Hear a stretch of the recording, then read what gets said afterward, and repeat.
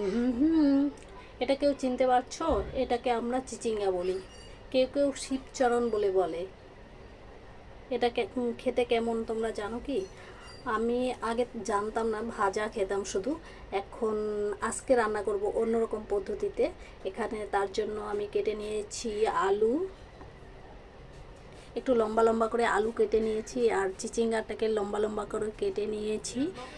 আর এটা আমি পোস্ত দিয়ে রান্না করব, কালো জিরে ফোড়ন দেব। আর রান্নাটা তোমাদেরকে দেখাচ্ছি। আমি কড়াই বসিয়ে দিলাম চুলাতে। কড়াইটা গরম হয়ে আসলে দিয়ে দেবো তেল। আমার কড়াই গরম হয়ে গেছে, এখন দিয়ে দিলাম সর্ষের তেল। পুরোটাই সর্ষের তেলে রান্না করব। তেল একটু বেশি করে দিব, আমার রান্নাতে একটু তেল বেশি লাগে।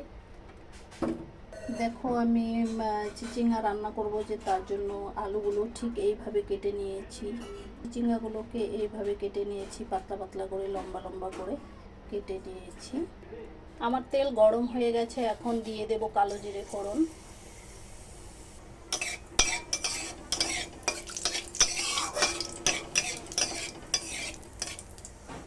এখন কেটে রাখা আলুগুলো দিয়ে দেব,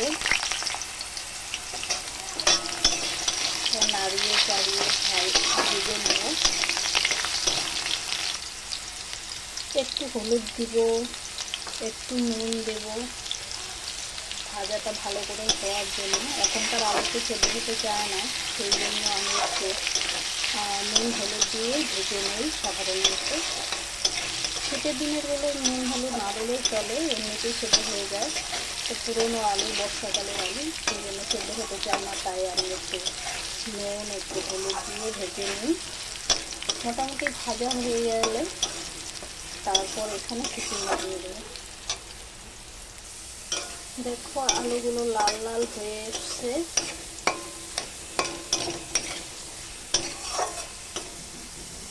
এখন আমি চিচিঙ্গাগুলো দিয়ে দেবো।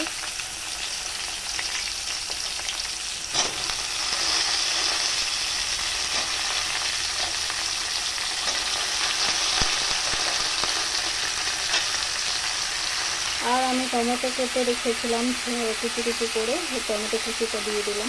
ভাজার সময় তো নুন হলুদ কম দিয়েছিলাম, তাই আর একটু হলুদ দিয়ে দিলাম, আর একটু লবণ দিয়ে দেবো স্বাদ মতন। এবার ঢাকনাটা সরিয়ে দেব। কি দারুণ কালার এসছে রে, খেতেও মনে হয় ভালোই হবে। দেখো আমার সবজি পুরো সিদ্ধ হয়ে গেছে, আলু চিচিঙ্গা সবই সিদ্ধ হয়ে গেছে। এই যে দেখতে পাচ্ছ দারুণভাবে সিদ্ধ হয়ে গেছে। এখানে আমি বেটে রেখেছি পোস্ত আর কাঁচা লঙ্কা। এখন পোস্ত আর কাঁচা লঙ্কা বাটাটা দিয়ে দেব।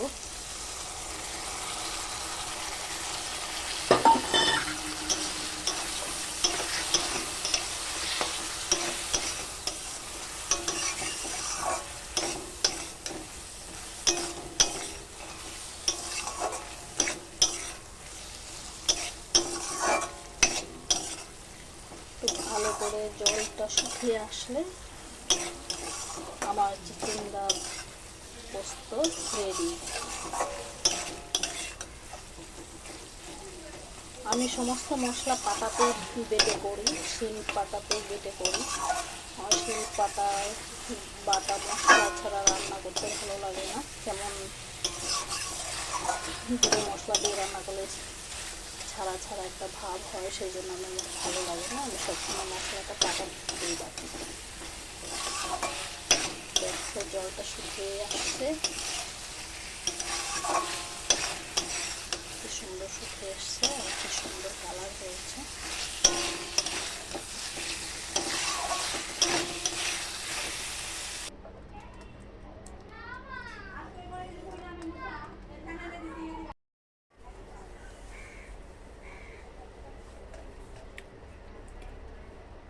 এভাবে তোমরাও বাড়িতে বানিয়ে খেয়ে দেখো, দারুণ। রুটির সঙ্গেও ভালো লাগবে এভাবে বানালে, একদম আঙুল চেটে খাবে বলে দিলাম। খেয়েও কিন্তু বানিয়ে, আর কেমন হলো সেটাও আমাকে জানিও, বানিয়ে খেয়ে আমাকে কমেন্ট করে জানিও কেমন হয়েছে, সত্যি ভালো লাগলো কি না। আমার তো দারুণ লেগেছে, মুখে লেগে থাকবে।